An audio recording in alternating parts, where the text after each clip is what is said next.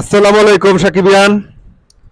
বাংলাদেশে যে ভয়াবহ বন্যা, স্মরণকালের যে বন্যা, যে বন্যাকে এখন আমরা এদেশে মানুষ ঝাঁপিয়ে পড়েছে যে বন্যা ফেস করার জন্য, দেশের সবচেয়ে বড় সুপারস্টার এখন কোথায়? অনেকেই বলছে শাকিব খানকে এই বন্যাতে কোনো ধরনের ত্রাণ দিচ্ছে না, বা শাকিব খানের কি কোনো লাইবিলিটিস নাই? দেশের সবচেয়ে বড় স্টার, যার সিনেমা 50 কোটি 60 কোটি টাকা বিজনেস করে, সেই স্টার এখন কোথায়?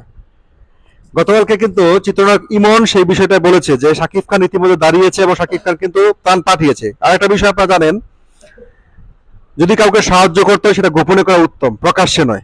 কিন্তু এখন এই সোশ্যাল মিডিয়াতে কন্টেন্ট ক্রিয়েটর, ইউটিউবার, ব্লগাররা এটাকে এখন দেখিয়ে দিচ্ছে যে শোটাই সবকিছু। অর্থাৎ আপনি 10 টাকা ত্রাণ দিবেন, হ্যাঁ, সেটা নিয়ে 10টা ভিডিও বানাবেন, দেখাবেন।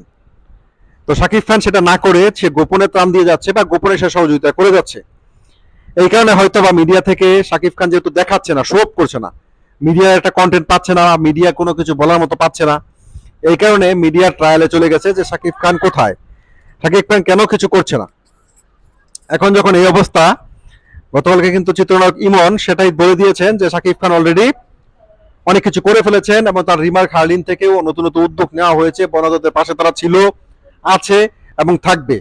অর্থাৎ শাকিব খান মানুষের জন্য বা মানুষের পাশে যেই সাহায্য সহযোগিতা তিনি করতে চান, সেটা তিনি নীরবে গোপনে করতে চান।